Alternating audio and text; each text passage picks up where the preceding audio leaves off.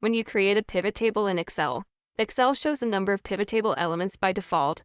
You can show, hide, or in some cases move these elements to change the pivot table configuration to your liking. For example, one element of a pivot table that's associated with the ribbon are the Options and Design contextual tabs.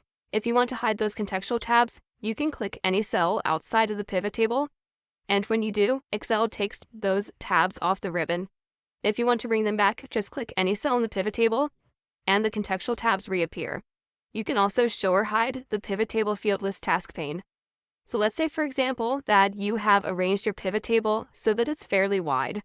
So let's say that I have company in the row labels area, and then I have year, and then month in the column labels area. And that means that my pivot table is too wide to fit on the screen. If I want to hide the pivot table field list to allow more of the data to appear on the screen, then I can go into the pivot table field list and click the close button to close it and display most of the data. And if I want to display all of it, then I can just change my zoom level. To do that, you go to the View Shortcuts toolbar at the bottom right corner of the program window and click the Zoom Out button. So just click it a couple of times, and now all of your data appears on the worksheet. Now, if you want to bring the field list task pane back, you can go up to the Options contextual tab and click the Field List button. And now you can pivot your pivot table back into its original configuration. So we'll move month to the bottom of the rows area, year above it, and company over to the side, and then increase our zoom level back to 130% by clicking 5 times. If you want, you can also show and hide the Expand and Contract buttons, which are here to the left of each of the row labels.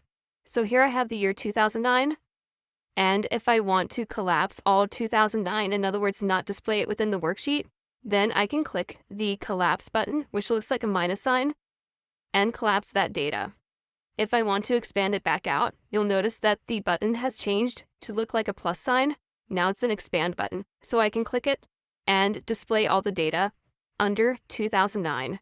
If you want to get rid of the Expand and Contract buttons entirely, then on the Options contextual tab, you can click the Expand and Contract or the plus minus buttons button, and when you do, Excel hides them.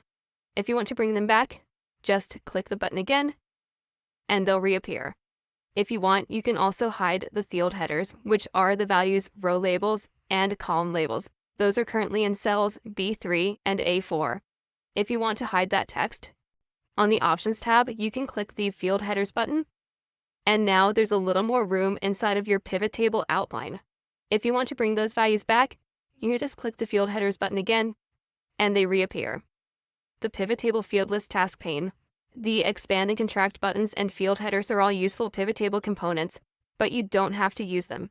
If you want to remove them from your pivot table's current view, you can do so by using the controls on the Options contextual tab on the ribbon.